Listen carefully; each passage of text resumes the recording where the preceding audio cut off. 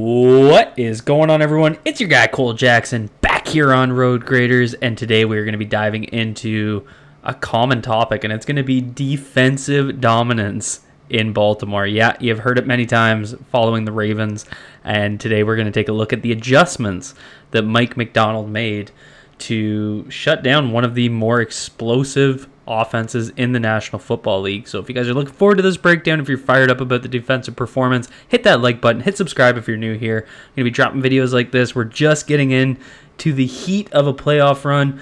We're going into a game against the Steelers where we're going to get a lot of backups playing, a lot of interesting guys to check in on their development. I'll be dropping film videos nonstop. Hit that subscribe button so you don't miss any drop.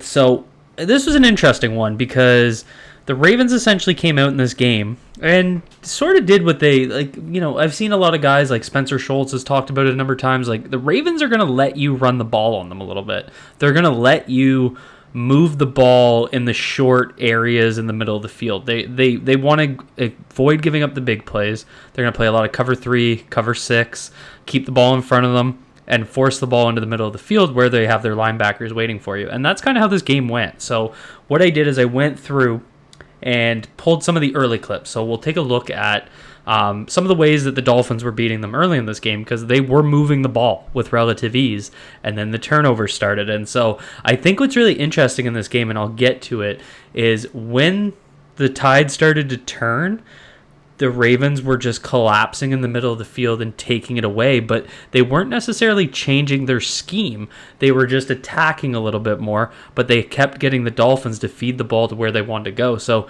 it was an interesting move where they're going to actually force the Dolphins' hand to play Baltimore Ravens football without necessarily adjusting their game plan. So we'll get into it a little bit. So I want to start with this play. This is going to be that first pass where they push it out to A-Shane. This play could also count as some of the run game. They essentially just worked it outside the tackles in the run game with the running back. They threw a couple of these quick outlet passes.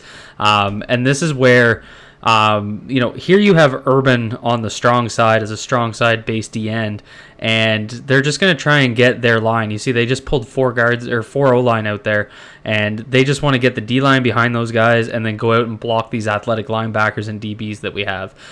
So this was something they kind of went to a few times until the Ravens were able to stop it.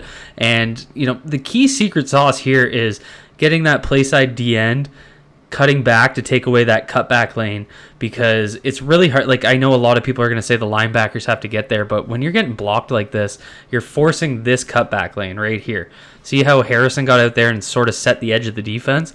So it's going to force that cutback lane, but then you got these monsters coming at the linebackers. So that play side DN getting there is super important. So that was one way. They had a couple plays like that, a couple of run plays where they were running tosses outside zone, trying to push the ball outside the tackles. But this was kind of the secret sauce here, and this was, the Ravens are going to be in that kind of cover 4 look, cover 4, cover 6 look that they were using a lot in this game. I think it was 26% of their snaps in the last 2 weeks have been cover 6. It's kind of been their go-to.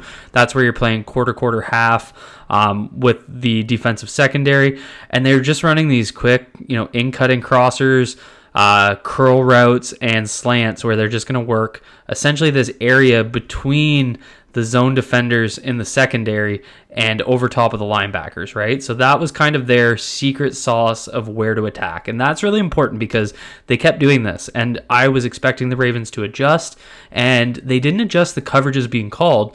What their players did was the linebackers got a bit more depth and the secondary crashed hard. But instead of and I'll get into this more when we get to the plays where the Ravens defense started to have success, but these safeties that were playing deep because they were worried about a guy like Tyreek Hill getting behind them, they started playing up a little bit. Roquan starts playing deeper a little bit, so you'll see that. But here you see them undercutting the zone, again, working between the back line of the defensive secondary zone coverages over top of the linebackers.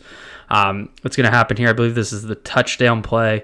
Almost the exact same thing, right? So there they are again, working underneath the safety over top of the linebacker.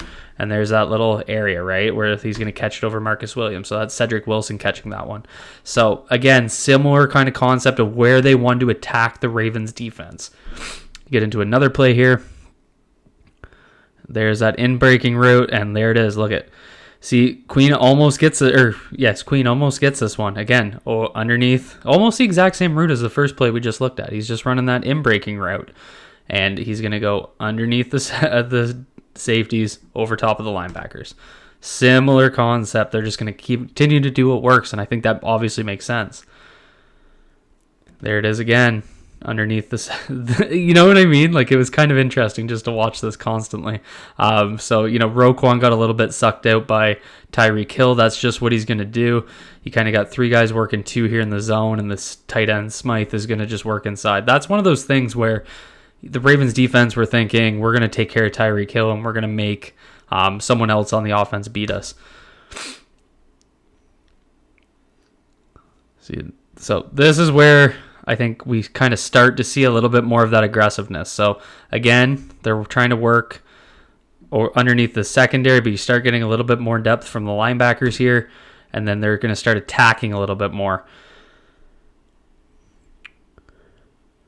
Same thing here. So this was a catch, but I threw this in because look at Marcus Williams come up to attack, and this is why I wanted to highlight the safety started to attack and the linebackers started to get more depth. So keep an eye on, there's 2 things I want to look at. So you're going to see Marcus Williams come over top where the arrow is and make that tackle, but keep an eye on Roquan here and how much depth he gets. It just looks like infinitely more depth. He's got to worry about Barrios here, but as he's going to catch that, we're going to crash down and hit you hard. So this is where the Ravens start to adjust, right? They start to make plays on this. So there's Millette working in the secondary. He's one of those deep zone cover guys. And this one isn't an in-breaking route, it's an out-breaking route. But again, it's away from, and you see again, look at the linebackers. Look how much deeper they are on this play compared to the previous ones. You got about 5, 10, 12 yards away from the line of scrimmage. So they're getting more depth. They're going to work this out route here, and Millette's going to jump up and get physical with Tyreek Hill. Heck of a play from Millette there. To jump up. So they're going to get a little bit more physical. So what are the 2 things we're seeing on these last 3 plays? We're seeing the secondary line get more aggressive, and we're seeing the linebackers get more depth. And so that was kind of the common theme here. And this is going to be the Roquan play. This was just a thing of beauty, and this is why the depth is so important. So you see right there, look how deep Roquan is. Again, a good 10 yards off. And where are they going to attack? They're going to try and go underneath the secondary and try and go over top of the linebackers, but Roquan first of all reads it complete. Like, there's Tua winding up and there's Rowe breaking on it, but because he got more depth in his drop, he can now make a play on the ball, and he's going to make that one-handed catch. And we're going to take a look at the other angle too. Rowe's right there, number 0, and you see he starts to break on this. He's reading the eyes. Look at that catch. Oh, let's watch it again. So again, that depth that they're getting, the way they're trying to squeeze it between the back secondary line and the linebackers, they're not changing the coverages. If we go back here, they're still playing that same type of deep coverage, but their secondary is going to play a little bit more aggressive, and their linebackers are going to play with a little bit more depth. And then you get guys like this, true all-pro players just making all-pro plays like Rowe there with the one-handed catch. I hate doing the comparison, but it makes you think of 52 and some of the insane plays he'd make. Now we're going to see it again. So this was another beauty. Again, more depth from the linebackers. Look how far back Rowe and Queen get. This ball is getting thrown. We got a good line of scrimmage is like right here. Got a good 10 yards, good 12 yards. And they're going to, again, where are they squeezing it? They're trying to get over top of the linebackers underneath the secondary. And Rowe actually tips this up for Geno Stone, who comes in. So I grabbed the other angle so you guys could see it. So there's Rowe getting deep, reading the eyes, almost the exact same play. There you see that ball. That's tipped. Geno Stone comes in, grabs it. Let's watch it again. I had to watch it a few times. If you watch it continuously here, 100% tipped. Probably, I don't think that's intercepted if he doesn't tip it, because that's going to be coming down, right? So, I mean, I don't know. Maybe he does, but it would have taken a much better effort from Stone. So that's where you can see the defensive adjustment. So really impressed with Mike MacDonald in this game. I think he stuck to what he saw on film. He stuck to the game plan of, we're not going to let them beat us deep. We're going to take away those deep plays, and we're going to just kind of make those minor adjustments. We're going to play a little bit more aggressive, a little bit more depth from our linebackers because they're attacking you the exact same way. And this is where I think Mike MacDonald, on the flip side of things, from Miami's perspective, they had a game plan in mind. And when the Ravens adjusted, they lacked that kind of counterpunch. And a lot of that is probably just the score. Ravens offense being so high-powered got out of hand. There's not really much they can do at a certain point. But just masterful work here from Mike MacDonald. And credit to the players. Guys like Roquan Smith, Patrick Queen played really well in this game. Guy like Marcus Williams bounced back from some struggles early. Arthur Millette made a lot of plays. Ronald Darby made a lot of plays. You had Rock Ya-Sin come in after Marlon Humphrey, and he gave up a couple, but he also made a couple. So just a real good effort all around from the Baltimore Ravens defense. Really excited about this one and looking forward to see how this carries over into the playoffs. Go ahead, hit that like button for me if you guys enjoyed this content. Hit subscribe if you're new here and drop a comment down below. Let me know what you guys think. As always, be good to yourselves, be good to each other. Peace out, everyone.